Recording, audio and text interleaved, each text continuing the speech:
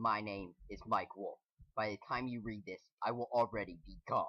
This is a terrible place, a place where pickers go to die. The day was young. The crisp Carolina air whizzed off Mike's rugged, junkyard man face. "So does Danny have any leads?" said Mike's chubby, lovable companion, Frankie Fritz. "Yeah!"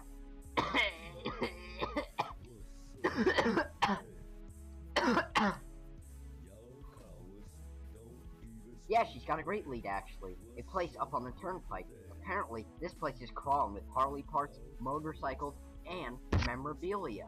All kinds of junk waiting to be paired, spouted the enthusiastic Mike. "Sounds promising, buddy," Franklin said with an ear-to-ear grin, giving Mike a rough junkyard man pat on the back. They arrived at their destination. Not soon after they had arrived. "This place gives me the creeps," Frankie exclaimed, half jokingly, only half jokingly. Mike merely glared at Franklin with a playful grin, shaking his head, as they stepped out of the white antique archaeology van. The auburn lurns crunched under their rugged junkyard man boots. The house had a sinewy kind of look. "I could just see crows flying around this town," Franklin exclaimed as he sauteed to the door. Mike merely glared at Frank with a playful grin, shaking his head as he followed closely behind. Mike lifted the door with confidence and a touch of swagger. They sat in the eerie silence a few moments before a stout golf player answered the door. Faint cheek-to-cheek flick. "Are you boys interested in my wares?" he said. He asked in a sinewy monotone. "Yeah, it is!" Frankly exclaimed, with his ear-to-ear suit following suit. "Well, come on, boys," he exclaimed, sauteing through the sinewy villa. "Quite a place you got here," Mike exclaimed as his stocky partner surveyed the site, observed with hidden treasure.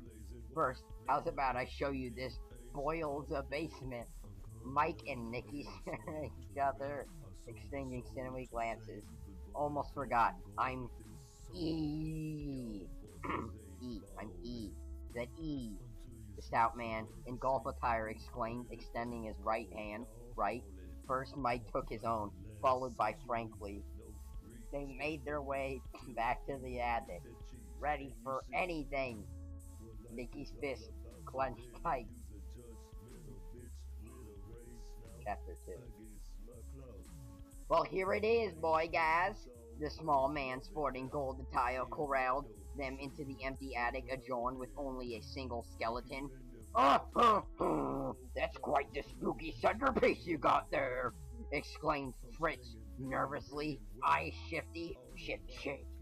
The place was empty. No Harleys, no hidden junk, not even a goddamn nickel. Before Mike and Frank could pull out, E had already padlocked the door and was long gone, away. They were long trapped. As the days went with no food, no sleep, it became uncanny. Mike faced Frank's withered body lying on the hardwood. His fat body had been devoured by ants. "Frankly, I cannot go on," said the sinewy, withered Frank. Mike had enough strength to go on. His knees buckled like wildfire. This was the end. It appeared. This was the end. In the rat race of life. Some choose to live life greed and sinewy.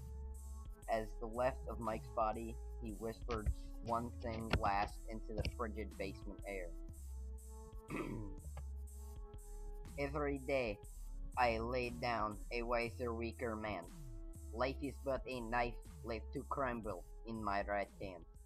Some days you wake up not knowing it could be your last, so you glare down the dusty road which you declare life and decide to go.